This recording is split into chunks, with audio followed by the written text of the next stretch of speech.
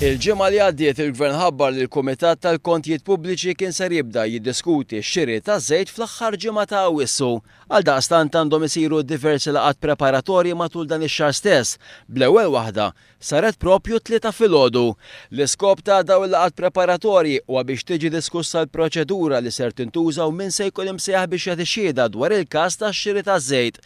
Dil proposta kienet saret mill-Kap tal-Kamra tar-Rappreżentanti u Deputat Prim Ministru Louis Grech li ma proposta ġiet aċċettata mill-Viċi Kap tal-Partit Nazzjonalista Mario De Marco.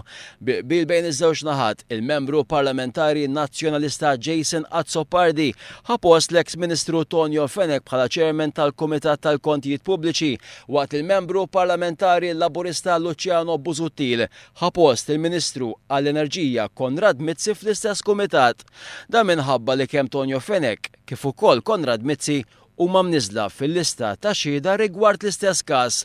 Id-Deputat Nazzjonalista Claudio Grech ukoll kellu jirtira mill-Kumitat peress li huwa wkoll ġie msejjaħ bħala xhud fil-każ. Matul il-laqgħa naħa tal-Gvern permezz tas-Segretarju Parlamentari Owen Bonnici ppreżentat lista ta' 50 persuna li għandhom jissejħu bħala xhieda waqt il-proċess mill-Kumitat.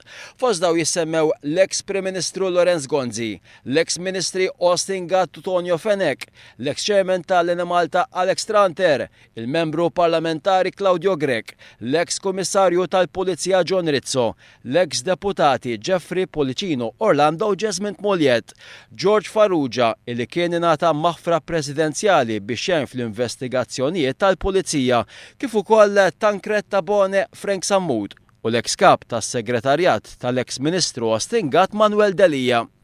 Matul il-laqgħa ġie deċiż li seduti bismigħ ta' xhieda għandhom jibdew fis-26 ta' dan ix-xahar. Barra minn hekk ġiet ċarat li l-funzjoni tal-Kumitat mhix waħda ta' inkjesta iżda li ssir evalwazzjoni sieħa tar-rapport tal-Awditur Ġenerali dwar ix-xiri taż-żejt. Preżenti għall-laqgħa kien hemm ukoll l-Awditur Ġenerali li qal li mhix normali li huwa jiġi msejjaħ biex jagħti xhieda u li dak li kellu jintqal diġà ntqal fir-rapport. U insista li l-uffiċċju tiegħu m'għandux isir is-suġġett tal-investigazzjoni madankollu saħaq li jekk ikun hemm bżonn ta' xi spjegazzjonijiet dawn għandhom jintalbu minn għandu u mhux mill-ħaddiema tiegħu. Fil-konklużjonijiet tar-rapport tal-Awditur Ġenerali dwar ix-xiri taż-żejt mill-Malta semmew nuqqasijiet kbar u da wassal biex ftit tal-ġimgħat ilu il-Ministru għall-Enerġija Konrad Mizzi talab lill-Kummissarju tal-Pulizija biex jiftaħ investigazzjoni dwar dawn il-konklużjonijiet.